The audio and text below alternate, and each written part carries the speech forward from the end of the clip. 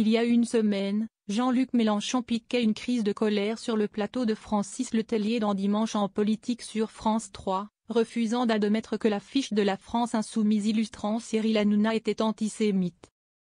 Ce dimanche 23 mars, Marine Tondelier s'est fermement opposée au positionnement de Jean-Luc Mélenchon sur ce même plateau, s'y est une caricature au relent antisémite très nette.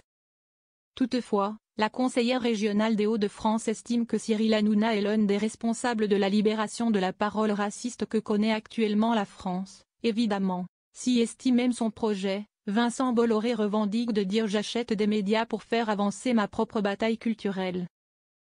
Eh bien, Cyril Hanouna, dans cet empire Bolloré, il joue le rôle du bouffon. Voilà, il amuse les gens en racontant n'importe quoi. Il a été un des premiers à inviter sur son plateau des milices d'extrême droite pour dire « ah bah tiens, si est intéressant, on va vous expliquer ce qu'ils pensent ». Mais enfin, ces gens, et leurs organismes, note de la rédaction, devraient non seulement être interdits de plateau télé, mais dissous. Lui, il leur donne une audience en faisant passer ça comme quelque chose de fun. Si est un vrai sujet.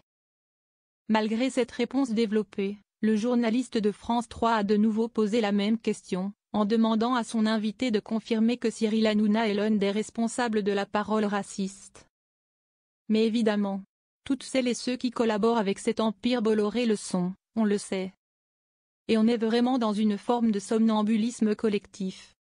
Je crains qu'on se réveille tous un petit peu trop tard, a répondu Marine Tondelier, avant d'expliquer que Vincent Bolloré agit en méambule des scandales qu'à la fin tout le monde est obligé de commenter, dont moi sur vos plateaux.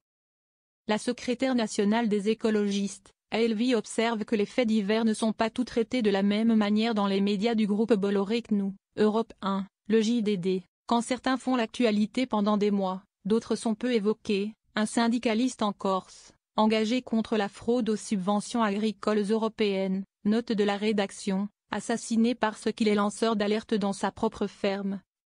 Jamel Benjabala assassiné par quelqu'un des brigades patriotes du Nord parce qu'il est arabe, on ne dit rien non plus et la justice ne qualifie même pas ça de crime raciste.